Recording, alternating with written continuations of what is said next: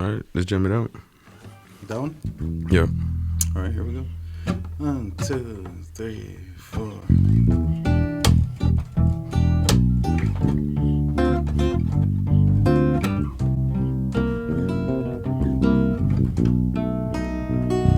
Girl, I know this might seem strange, but let me know if I'm out of order for stepping to you this way. See, I've been watching you for a while, and I just gotta let you know that I'm really feeling your style. Plus I had to know your name and leave you with my number, and I'd hope that you would call me someday. If you want, you can give me yours too, but if you don't, well, I ain't mad at you. We can still be cool. I'm not trying to pressure you, just can't stop thinking about you. You ain't even really gotta be my girlfriend. I just wanna know your name, maybe sometime we can hook up, we can hang out, we can just chill. I'm surprised that you called, 'cause the way you walked away, I thought I was gonna see you no more. Since you didn't wanna give me yours back, I thought that you were egging me and wasn't digging me. But anyways, what you doing tonight? I'll probably be with my peeps. If it's cool with you, maybe we'll swing by and you could just chill with us, or you can just chill with me. As long as you're comfortable and you feel secure when you're with me. I'm not trying to pressure you, just can't stop thinking about you. You ain't even really gotta be my girlfriend. I just wanna know your name, and maybe sometime we can hook up, we can hang out, we can just chill. See you later.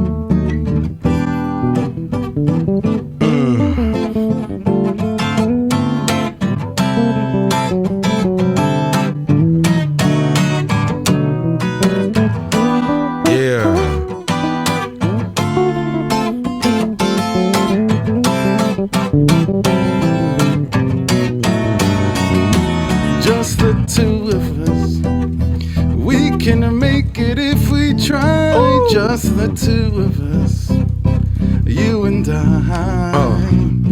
Just the two of us, building castles in the sky. Just the two of us, you and I. One more time, just the two of us, we can make it if we try. Just the two of us, you and I. Just the two of us, building castles in the sky. Just the two of us. Just the two of us. You and I.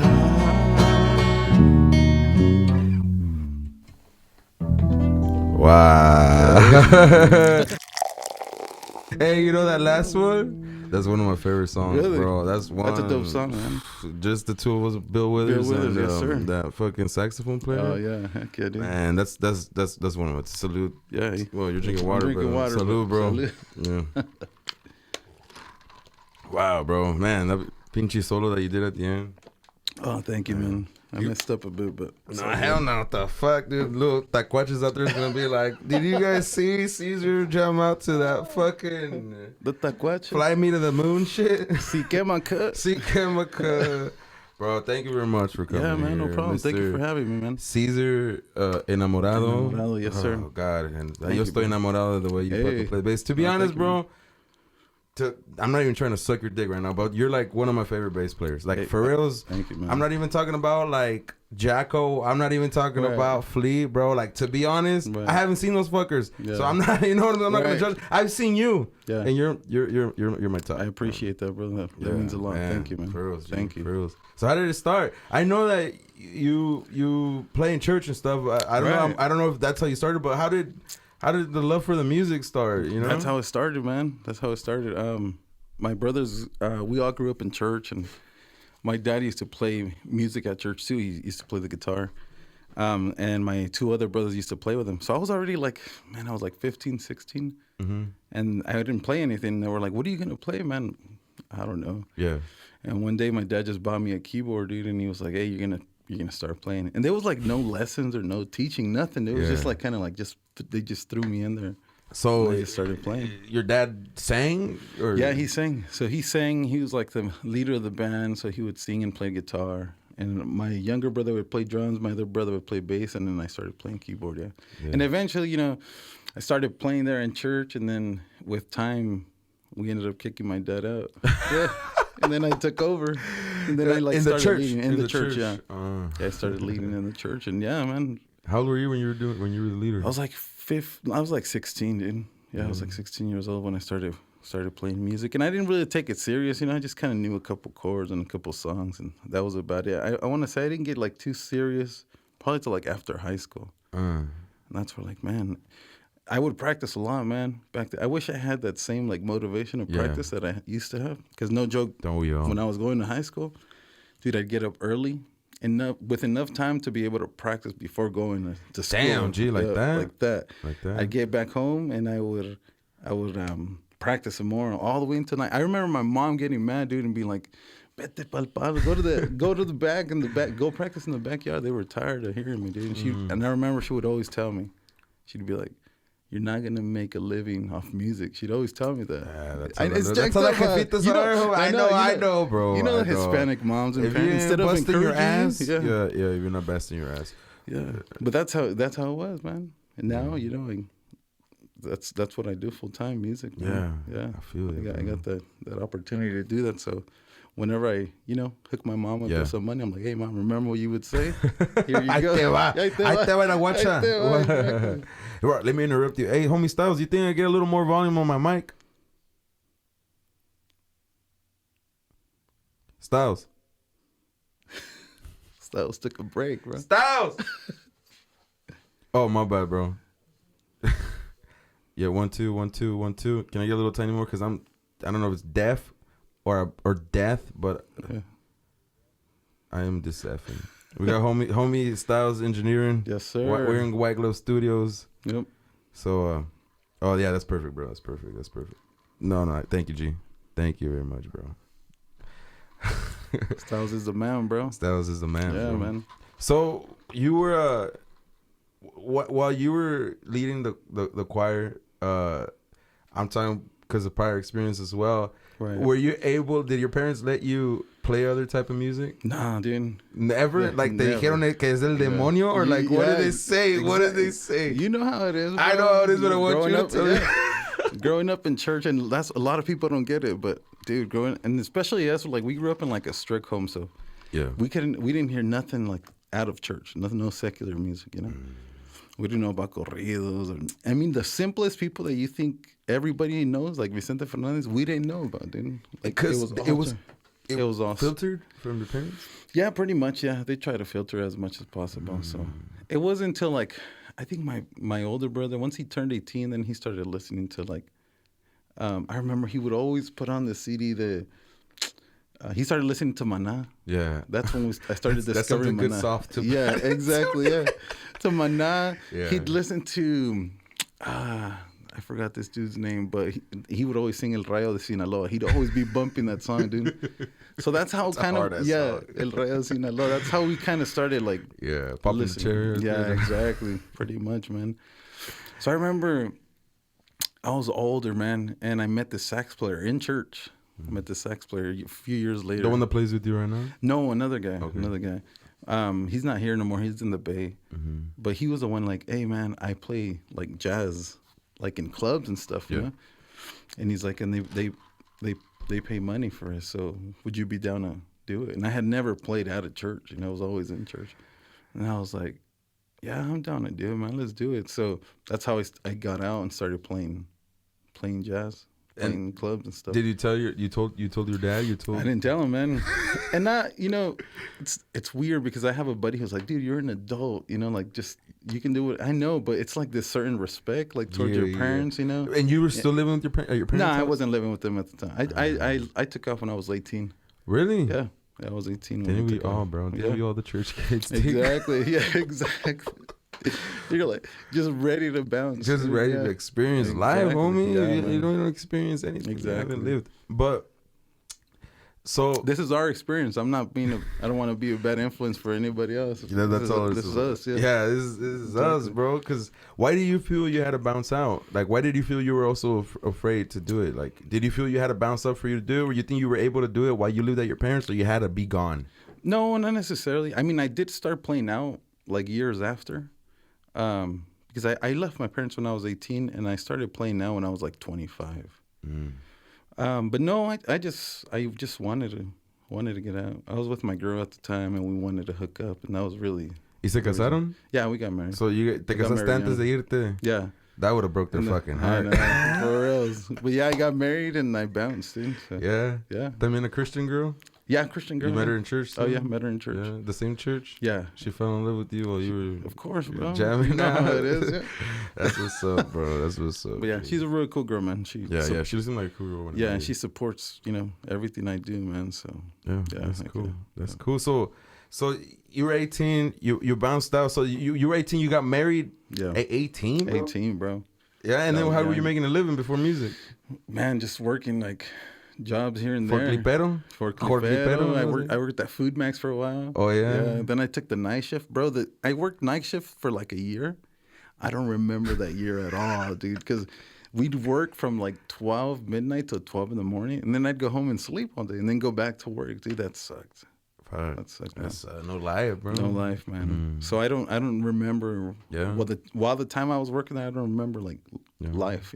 Did you ever feel while you were working there though that span 18 to 25, right? 18 to 25. Did you feel like you were wasting your time on these jobs when you felt you could have been doing more? Well, I started working there. I was like 18, and I wasn't really taking music very serious yet. Then. After that, I went on to other jobs. I worked at Pelco for a while. That was a cool job. Petco? Pelco. You don't remember Pelco? Yeah. No. It's a company in Clovis, and they'd make security cameras. That was a cool job, man. Okay. So I was there for a couple of years, and then where did I forget? Oh, then I got a driving job, and that's where I stayed for a long time. I started working for a laboratory, and I worked there driving a van, and that was cool. I actually liked that because I enjoy driving. So I drive all up the 99 all over the valley. For sure. And that was cool. I enjoyed that. So it was during that time that I started gigging with this dude, and the sax player. Yeah. So I started playing with some like one of the very first bands that I started playing in was like all heavy hitters, and I was just coming in. So there was this dude, his name's, I don't know if you know who Bobby Griffin is on the guitar. Bobby Griffin. Then there's Ray Moore was on drums. And this dude named Patrick on bass. Like Ray Moore, is it el gordito que canta? Yeah, that guy. That was a beast, bro. Yeah, heck yeah, dude. All those dudes are really good. Yeah, and this is my first time in a band out of church, right? And that's like the first band I land. I'm like, oh my God, dude. Yeah. So I remember they didn't have a set list. They were all so good that they just call songs out, So I remember they were like, let's do Rock With You. Right? By Michael Jackson. Again, church boy, Yeah. I was like, dude, I don't know that song. They're like, you don't know Rock With You? I was like, no. And you were playing the keys? Yeah, I was playing keys. They're like, you know Rock With You? I'm like, no. They're like, Michael Jackson? Nope. They're like, you don't know Michael Jackson? You don't know Rock With You? Like, they don't get it, I'm like, dude, I'm just coming in, you know? So yeah, but that, like, honestly, that was a good experience. Like, I didn't do too good with that band because, again, I was just starting. Yeah. But it was a good experience, like a learning experience, And I've always said, you get these experiences because I've gone through them before, where you play with these really good musicians, really good bands, and the gig doesn't go very good. So you got one of two things: either you get discouraged and you don't want to do it, or it motivates you and it pushes you to get better. Like, I need to practice, dude, because I want to be at that level, So after that happened, you started listening to all those songs? Yeah, started listening to all those songs, started playing with more bands. You know, you start getting a little better. You start getting more calls from different people. So yeah, man, I've been fortunate to play with some really, really good bands and really good musicians. You know? And what was the name of that band? Your that first. That one was the first band. The very first band that was Richard Levy, and he ended up switching the name, but I can't remember. But the very first name was because he was in church, so he named the band Gospel to Jazz. The fuck. Yeah. Gospel to jazz because we're transitioning from gospel to jazz. So. You get it? Okay, yeah. I get it. Yeah. Gospel to jazz. You have to explain that shit on the flyer if you want me to go. Exactly. A whole description. And that was the one with the drum, el gordito, the drummer. That was the second. That was the second band. Okay, so that was the first legit one. Then. Right. Yeah. Then from there was Four on the Floor. That was that band. Four on the Floor. Yeah. Yeah. Okay. Yeah. And when did the Mexican music get in the picture? And then so I started playing, doing all these jazz gigs, and then I met my friend. His name's Ricky. Bajo Quintero? Yeah, Bajo Quintero. Okay. And he was like, "Hey man," he was playing with Martin at the time, and they were just starting. Accordion player? Yeah, with Martin Arguelles. Yeah, so they were just starting like the Fuerza Unida thing. Shit. And I remember he was like, "Oh, so my bad." So going back, when I was playing with the saxophone player, the keyboard player left. He bounced, and he was like, "Oh, my bad, the bass player left." And he was like, "Dude, I can't find another bass player." And I wouldn't play bass at the time. He's like, "Can't find another bass player." He goes, "You think you can jump on bass and I'll get somebody else on keys?" And I was like, "Dude, I don't really play bass, but I just knew like the basic chords." Yeah. And he's like, "Yeah, let's do that." So I was like, "Okay." I didn't even have a bass. I was borrowing a bass. And started playing like stuff like this, like Bill Withers. We do a lot of Bill Withers, Bobby Caldwell, all that cool stuff. So I want to say that's where I like learned like, groove and scales and stuff on the bass because I wouldn't play bass before. And I started playing with that guy, started playing bass. Then I started getting bass gigs. Ended up finally getting a bass. My first bass was a little Squire. That was my first bass, dude. It was like $200. A little 4-string or 5-string? Yeah, it was a 5-string. Oh yeah. Yeah. You're one of those. I was used to 4. And then it's just I didn't want to go 5. I wanted to stay 4, but like they offered me that bass and it was cheap and I could afford it, so I was like, I'll just learn 5. It was a little Squire jazz ones? Yeah, one of the little jazz ones. So yeah, I started doing bass gigs. So so I met Ricky, and Ricky's like, "Hey, would you ever be down to do a Mexican gig?" And I was like, "Dude, I don't know the music or nothing, but I'm down, And he was like, "Okay." So those Mexican gigs paid a little better than the jazz stuff. So I was like, "Heck yeah, dude, I'll do it." So yeah, met Martin and met Ricky. Who did the first gig with them. Yeah. And they liked it. They were like, "Oh, dude, you sound good." So yeah, just started playing with them, and then it just took off from there. Dude. Yeah.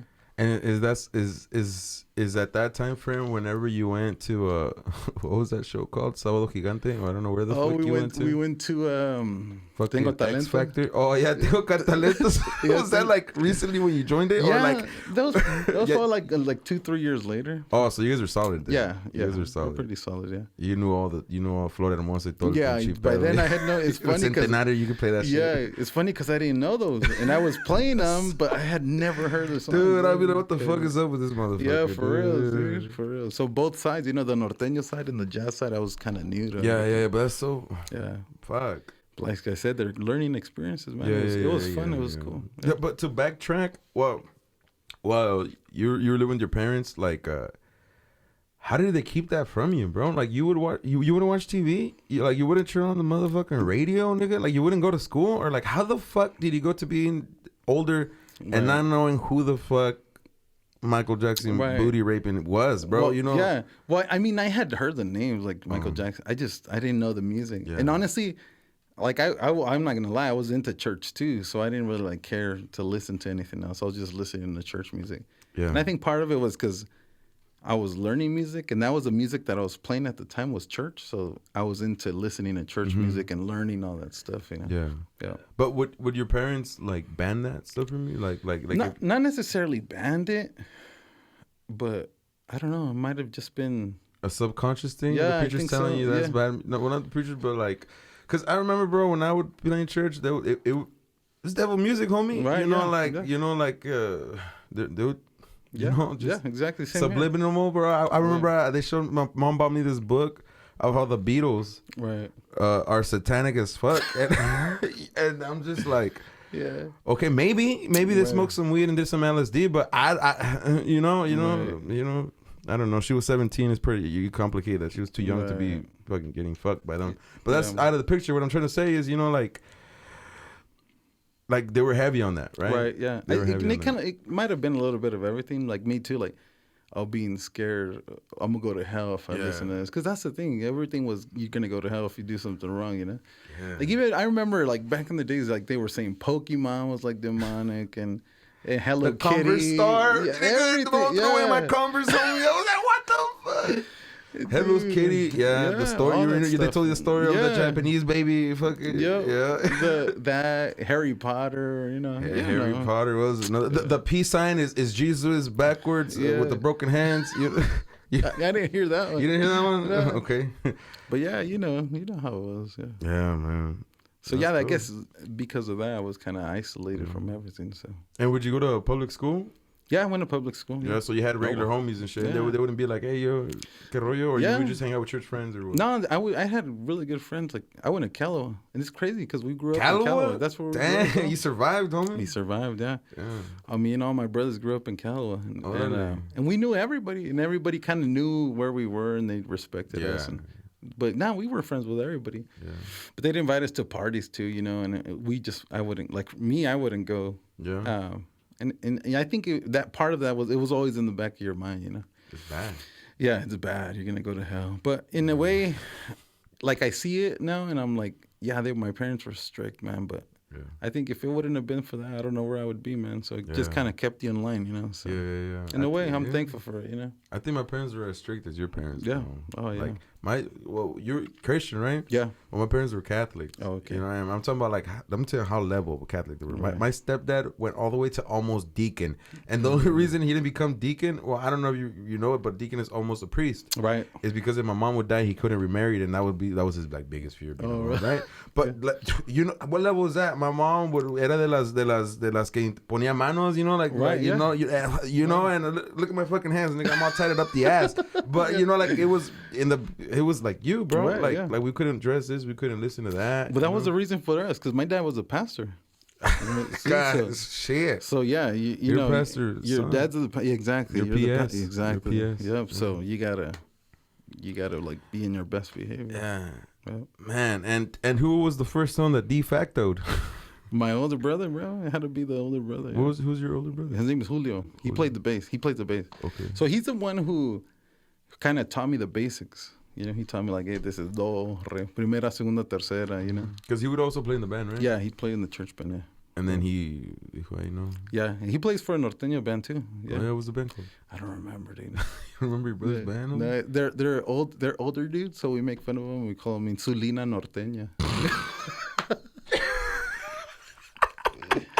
But no, just messing around, you know. But he plays bass, yeah. He's good, man. That's cool. Is he as good as you?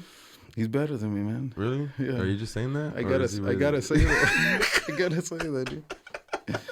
Yeah. All right, bro. You know, a good teacher is a good teacher of the student. Yeah, surpasses exactly. It. That's what I say. Exactly. Because I've taught a lot of people music, just at least the basics, but I'm proud whenever they get better. Oh yeah, than me, heck yeah, you know? Yeah. But yeah, he taught me the basics. I remember back then because I was playing piano and he was on bass. I didn't even know like when to switch in the song. Like my ear wasn't even developed. So he was on bass and like, okay, primera, segunda, tercera. He was all yelling out the tonos. But yeah, man, he's the one who taught me. That's cool. Yeah, too. yeah. That's cool. And the reason I'm saying the public school is because I have a current friend that he has 5 kids and all of them are homeschooled. Right? Oh yeah. All of them are homeschooled, and I asked him like, why you homeschooling them? And they're like, I'm talking about, he's a hardcore Christian Catholic. He sings in the church. He's, you know, he used to be an old musician, como nosotros, backwards. Yeah. He used to be an old musico. Now he's backwards on the wrist. And then he said like, because there's a lot of sin in the world, and I don't want him to live that. And I don't know, maybe I didn't have the experience, but now I think you have to live that, bro. Yeah, exactly. Like if they're stuck and only know good, like what's gonna happen when somebody calls them fat? How are they gonna take that, bro? Like what happened? You know, like drugs are real. Yeah. weed is legal. You know what I'm saying? There's a lot of shit, and that I think I've learned like from that too, from my experience and growing up in church and seeing like these kids being like raised that way, like isolated from everything. And the only thing that happens is that when those kids get older, they can't wait to leave, dude. Right. And experience.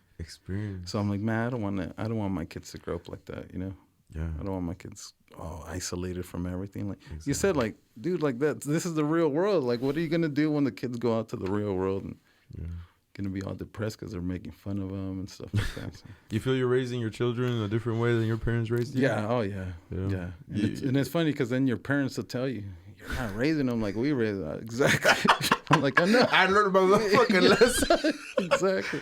So in what way do you show them music? Do you also do you teach them about God or Yeah, of course. Yeah, I teach them about God and God being real. But yeah, I don't isolate them. They know music and they know Michael Jackson. I'm like, dude, if I would have at your age, if I would have known that music, like, dude, I'd be like a beast right now, man. So yeah, they know music and Michael Jackson, like jazz stuff. They listen to everything. They're into Selena right now. Oh, really? Yeah, I love it, man. Because of the show or because they just... No, just the movie. And then I love Selena too. Yeah. Like A.B. Quintanilla on the bass. Oh God, yeah, I know, bro. Killing on the cumbias, dude. Yeah. So yeah, they're into her right now. You have how many kids? I have 4 kids. Damn. Yeah. For real? Yeah. All the same lady? All the same lady. Damn, 4 kids. 4 kids, man. Yeah. Wow. I got my oldest is a girl. Kathy, she's 13. She plays the piano. Plays the piano and she sings. She's a good piano player, man. Again, she's way ahead of me right now. So at her age, me at her age. Damn. And yeah, again, she's learning like Michael Jackson, the Selena stuff. So I'm like, dude, go for it. Whatever you can learn, go for it. So she's like in jazz band in school too. So yeah.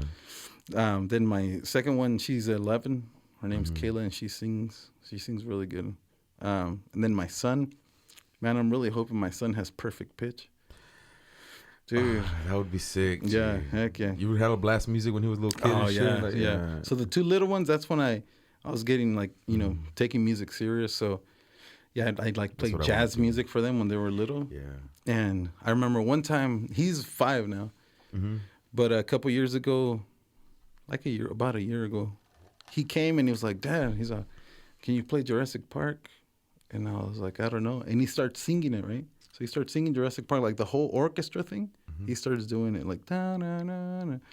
And out of curiosity, I go to the piano and I look up the key and he's singing it in the right key in B flat. Perfect pitch, homie. And B flat, bro. So I'm like, all right, sing Baby Shark. And he starts singing Baby Shark. I look up the key. It's in the key of G, the exact same. Dang. And every time he sings these songs, he'll sing them in the right key. That's perfect pitch because he memorizes the sound. Me as a fucking idiot, I can't do it. Yeah. I can't. You know how some people be tuning the guitar with their mouth and shit. Right. That's perfect pitch. Yeah. It's real. Exactly. It ain't no fucking retard trying to fucking fifth fret trying to. No. It's a real thing. Man, he's a.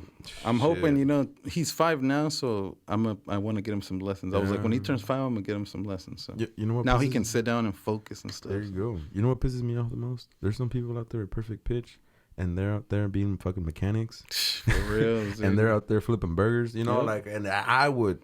You can't learn that. Yeah, exactly. You're only born with that. You're only born with it. Yeah. Have you ever heard of Rick Beato? Yeah, I got that shit from that fucker too. But I wanted to buy his book, but damn.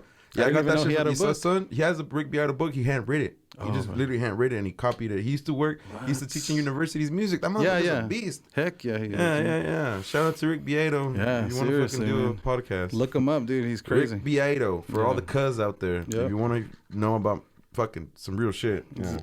And like you said, if you want to learn some real stuff, man, look him up. Look up and that's what I always take, because a lot of kids would be like, dude, like, what do you recommend or what tips can you give me? I'm like, if you're just in Norteño and you're going to stay in that circle, you're not going to you need to listen to other stuff, whatever it is, whatever you want, rock, classic, jazz, just don't stay in that one genre. Yeah, exactly. Yeah. One of my favorite quotes about that is this. It's you got to learn the music from the past to be able to play the music in the future. That's true. Yeah. And who the fuck said that? Miley Cyrus. And Montana fucking said that. I was like, what the fuck? I paused the fucking interview. Yeah, okay, that's a good ass quote because it's so true. Yeah, you can, los países primero, segundo, tercero. Okay, that's cool. That's what we learn, but they don't go out and ahí se quedaron. You know, like Marco Antonio Solís is probably the hardest shit they listen to music wise. Exactly. But you got to explore out of. Don't stay in that comfort zone. Yeah, exactly. Don't stay in the comfort zone. Because that's how you grow. You grow, man, when you push yourself to the limit. So. See, when I learned music, it was like when YouTube barely came out. Like, the only thing on YouTube was fucking magic videos and cat videos. So it was right before Marty on the YouTube. It was like right at that time. So I kind of started gravitating to that. So you have music and you have so much disposal to learn. Oh, yeah. Like, I be hearing old interviews and they be saying, like, I had to listen to this fucking album and replay the fucking song. Yeah, I remember, because me too, when I started learning, YouTube was just starting. But I remember, like, you had to pause. I remember I'd want to watch this video. Everybody get off the phone. Nobody's a phone. Like, I'm going to use this line. And nobody call. Nobody call. And then I'd, like, start playing a video, and I'd pause it. And then I'd go do something for, like, 3-4 hours, and I'd come back, and it was, like, barely, like... Remember that? Dude, that sucked, man. These kids don't know, man. They don't know the struggle, bro. Yeah. So, and now, like, there's tutorials on YouTube. Yeah, like, you can learn anything on YouTube. You can learn how to make meth on YouTube. Yeah, for real. You can learn how to be the fucking best beast on the bass. And before, I remember, like, you had to put a tape in or a CD and kind of listen and try to rewind, pause, play. And you know something I've always said, bro? People that have come and learned first in church music are beasts. They're some of the, honestly, they're some of the best musicians. Especially Christian players, bro. Oh yeah. Like I grew up in the Catholic, and I'm gonna say that chinga su madre, whoever the fuck is available. But like I know Christians wise, I know you fucking make a lot of living off playing in different churches, but they're just beasts. The music is complex. Jesus Adrian Romero, all those facts. Oh man, they fucking get down. G. Oh yeah, and exactly. I learned all of that. Yeah. And everybody who met, I know Slants goes to church too. Oh really? Oh yeah, he does. Yeah. So, Slants, Slants plays at church. That's where I met him. Qantares. Oh, for real? That's where you met him? Yeah, that's where I met him at church. Yeah. Martin too. I met Martin at church. Get the fuck out of here. Yeah. Martin used to play at church. I'm exposing him over here. But so that's the first time you met him? I met him in church. Is that when he played the drums? He used to play the drums, yeah. And I met him at church. We didn't like each other, dude. Wow. Yeah, dude, he didn't like me in the beginning either. And I'll tell you right now why. What was yours? That fool doesn't like anybody. But yeah. Shout out to Martin. For real. But you know what's funny is even in church, every church had their own little band. And then they'd make these events, and they'd come together, and everybody would get a chance to play. So it was like a little bit of rivalry between everybody, especially when you're in the young stages. And dice como este way is better than me. Yeah, exactly. So that's why there was like beef, and I didn't really know him. Like we would bump into each other, but I was like, I don't like that dude. For real? Yeah. And why did you not like that dude? Because he was a good musician, or no? I don't know. He seemed kind of cocky, and he would tell me the same thing. He's like, dude, you seem like a jerk too. I'm like, dude. And so when you guys made Fuerza Unida, what the fuck? When we did, Ricky was like, hey, you down to play with us with Martin? I was like, yeah, I'm down to play. So I went and met him, and then that first gig we did, we just clicked right there, bro. Okay, so it was cool. Yeah, he was cool. But I did tell him a couple of gigs after. I was like, dude, I didn't like you before. And he was like, dude, I didn't like you either. Dude, it's crazy, but no. Dude, But it's one of those things where you just kind of. You don't know the person, you know. Yeah. You need to get to know somebody. Yeah, where you kind of judging the book by its cover. Exactly. Maybe. Yeah, that type of thing. So. I feel you, bro. There is rivalry in church. Oh yeah. But the first time I met Martin, bro, it was bad. G, like really? It was bad. Like I'm talking about like it was. I think I forgot what location it was, and he was gigging, and by that time I was like my boy Edwin on Primer Vista was playing, and they were next, and I was hanging with the Güero Motas. And we were gone. We were drinking. We were gone.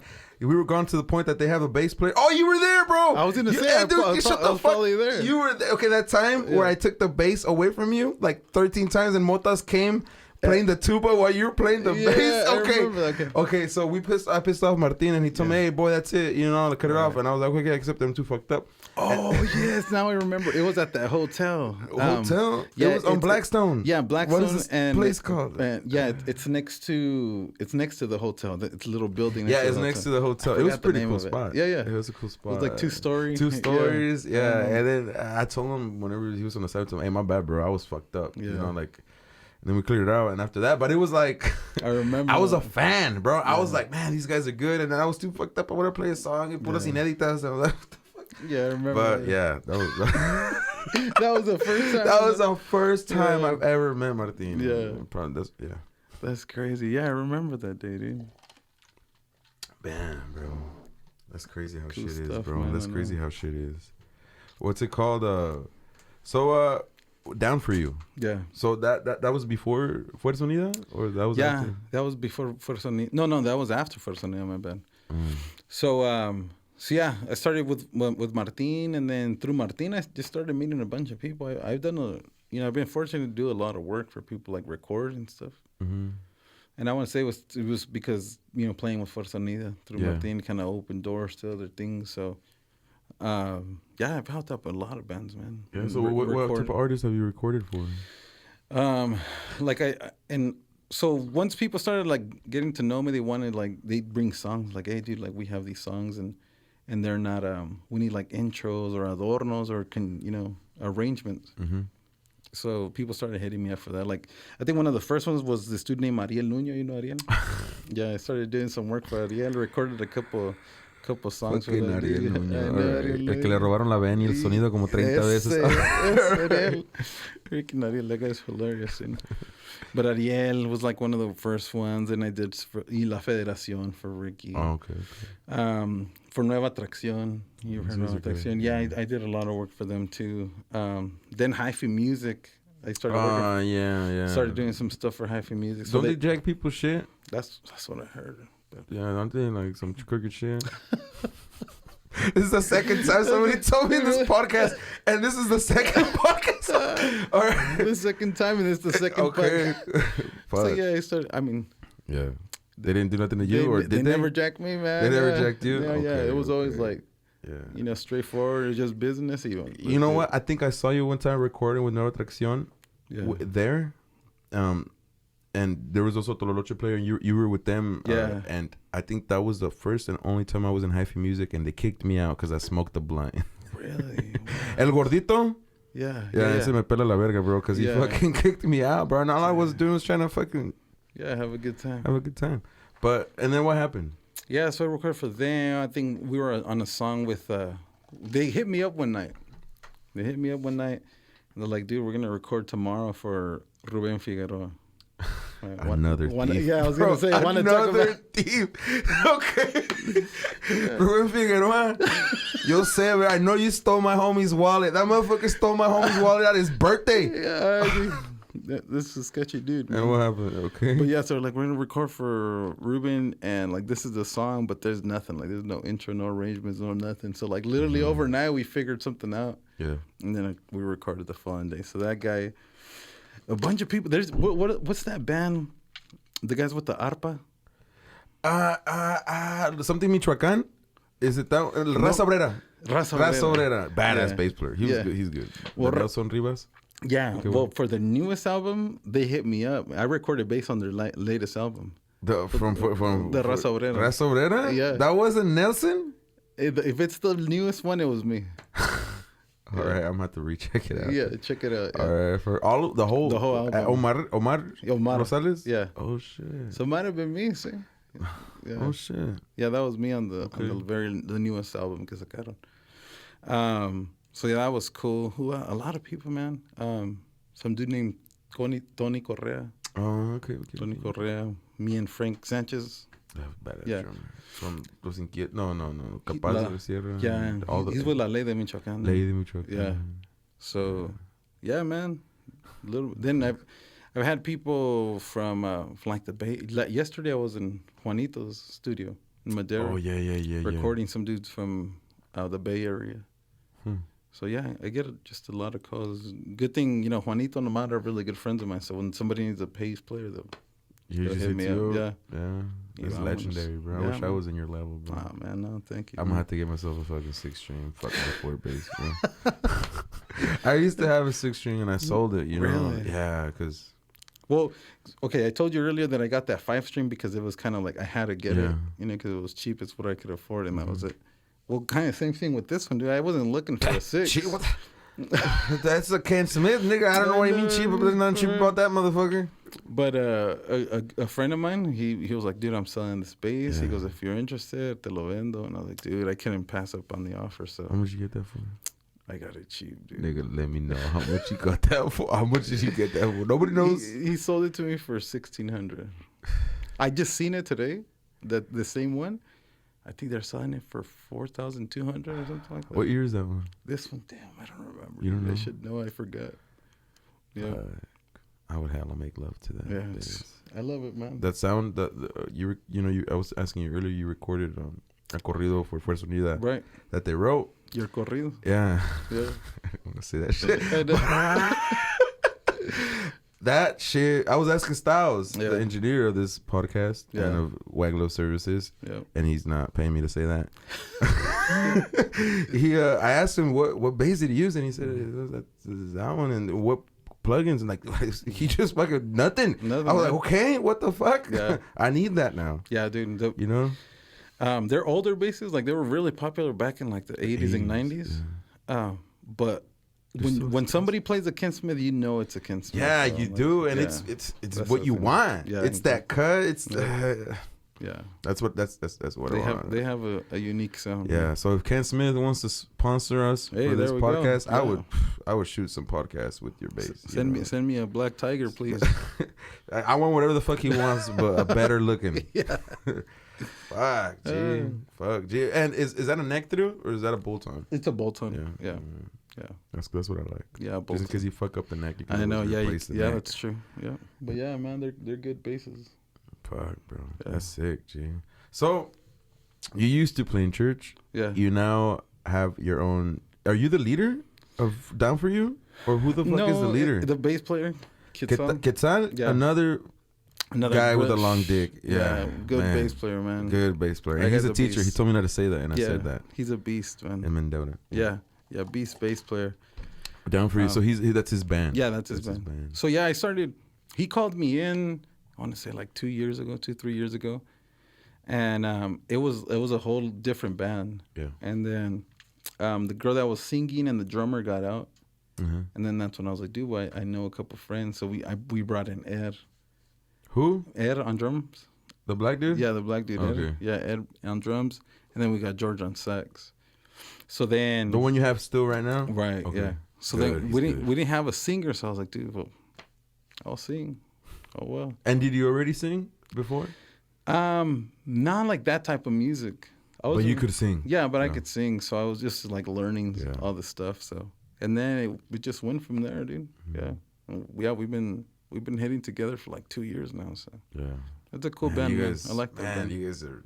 When are you guys gonna record an album, bro? You guys don't have originals or? No, but it's in the works right now. We want to record a little EP. You should. Yeah, even if there's covers in there, at least one original. At least a fucking man. You guys are too talented not to be recording, bro. Thank you, man. And I'm sure the homie Styles will hook you guys up, yeah, dude. For reals. I'm gonna have to talk to Styles. Yeah, bro. I like it here because I've been to other studios, bro, and I don't know, bro. I think I just have this thing with Mexicans, bro. Like los de la mente cerrada. Yeah. The ones. I don't know. The ones that think that they're the shit. Yeah. Or I don't know. I probably just have bad experiences. But here, like, I'm comfortable. Right. Yeah. And I think it's like with you being laying some good track, you need like a good engineer that you're cool with. If you're not, I don't know. Maybe in my experience, I don't know if you felt something. No, it's true. It's true. Like when you're gonna record, definitely want to be somewhere where you're comfortable. You know, where they treat you good. If you're cool with the person, you know. Because I've been in studios where like, dude, hurry up. Like we gotta get this done. I'm like, dude, you're not comfortable. Like, yeah. I recorded at this studio called Wolf Studios downtown in Tower. And the dude was cool. His name's Peter. Cool dude, but he was like that. Like, he was like cool, but he was an asshole too. Like, I think I'll make sure to tag him. Ed messed up a couple times, and he was like, "All right, dude, we ain't got all day. Come on, let's go." Like that. Okay, that's not cool. Well, yeah. That's not so cool. You definitely want to be somewhere you're comfortable. Yeah. So. You know that band Proyecto X? Yeah. Okay, they have a studio over there in the Bay, right? Yeah. And I was in there one time, and that homie was recording. And it was a song where, I don't know, the rancherita, it was a corrido actually. And then it went to 3x4 or 3x8, and my homie would fuck up on the tempo change, and then the engineer was like, "Hey, you're fucking up. It's wrong." It was like you who the fuck did you bring into play? This was whack as fuck, like shit like that. Turned out this motherfucker wasn't changing the metronome on the you know what I'm saying? Like, okay, did he accept that? Right, no, he didn't accept that. He was blaming that dude. And my homie had to play in a different tempo, and that's bad. That's a good ass musician. Yeah, I guess, exactly. so That's true. that's what I meant, bro. So Yeah. I like it here. Yeah, okay. So when was the time you like, because you were into church, right? You were playing the, when was, I don't want to say this, when was the first time you sang, but when were you introduced to like your first pisteada, or like whoa, did you remember? Because I remember the first time, so you know what I'm saying? Yeah, I mean, I think I don't remember, honestly. I don't. But just kind of like start waking up, like I'm not gonna go to hell if I do this, you know, like nothing's gonna happen, you know. What started waking you up? Like, what started you? Were you a like Justin Bieber says, a believer? Were you like like when you were going to church and after you left your parents' house? Were you a believer before, or were you did you feel like you had to believe? No, I didn't feel like I had to believe. And no, I still consider myself a believer. You know? Yeah. I think we all struggle with different things. You know, I just don't see it the same as like my parents used to see it, or like, I don't know. Like I'm more open-minded. You know, like okay, like if I do this, I'm not gonna go to hell. You know, I'm not gonna go to hell for listening to Michael Jackson or Selena. You just kind of start waking up to like, sometimes they have rules in the church that are like man-made rules, like sometimes it's not even God, it's rules made up by the church or organization or things like that, so you just kind of wake up to those things. What do you exactly believe happens when you die? I don't know, man. It's been a question lately.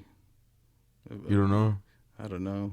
I mean, as far as like exactly what happens, I don't know, but I know, I'm sure we're accountable to God, So I think in heaven and hell, you get either or. I think so, yeah. Yeah. Okay. Yeah, I believe in that. Yeah. All right. I think we'll all be judged one day, but yeah.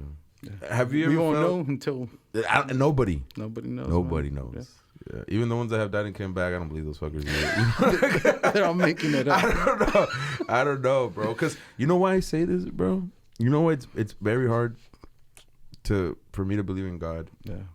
In a lot of things, and I'm gonna wait for whenever I get a priest in here to ask him. Yeah. But if you were looking for one, you got one. I got one who's cool. Dude. You the one who's down? Yeah. All right. Like he's a pastor. Yeah, he's down. But he's like not your typical pastor. Like he's cool. He's down to earth guy. Okay. So let me know. Yeah. I'm down. I want to ask him heavy questions though. Yeah. But what I was saying is, I was driving back from LA today, and I was hearing the Joe Rogan podcast, and he had I love the Joe Rogan podcast. I love it, bro. Yeah. The most recent one, I forgot the name of the chick, but she's an escapee from North Korea. What? And she's describing how, the bottom line, how it is, bro. Right. Bro, like I have, we went to school, we read about Hitler, the all the shit that he did, the concentration camps, everything. And whenever I would read all these books, 'cause I'm a big fan of the Holocaust. Yeah, me too. Okay, I'm not a fan book at him, but I'm attracted to it.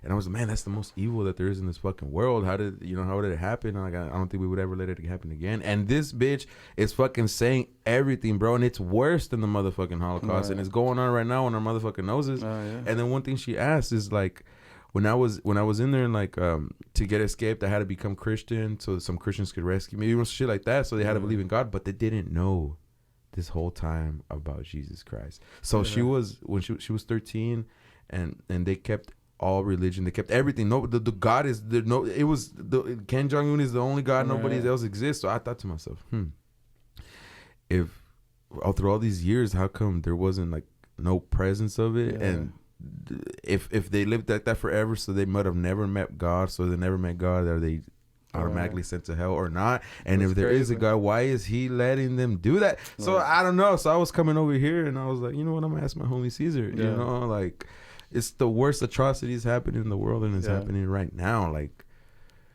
why, G? You know, why, G? It's crazy to think about, huh? Like, why? Why, if there's a God, like, why would all this bad stuff happen? You know? But I don't know, man. I don't want to answer something I'm not gonna answer, right? So no. Only God knows, man. I don't know. Yeah, it's crazy. I mean, but there is evil and there's good, you know. So I believe that. Yeah.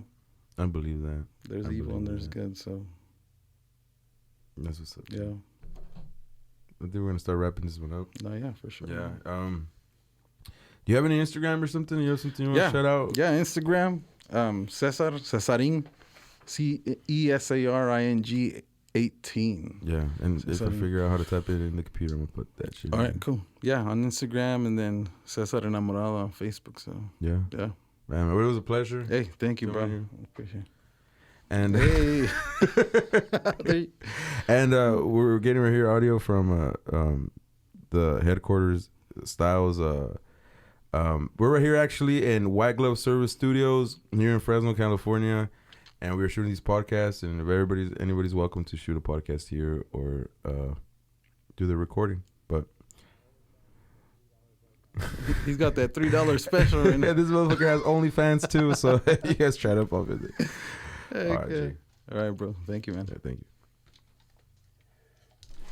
Wrapping it up because it's hot as fuck in this bitch.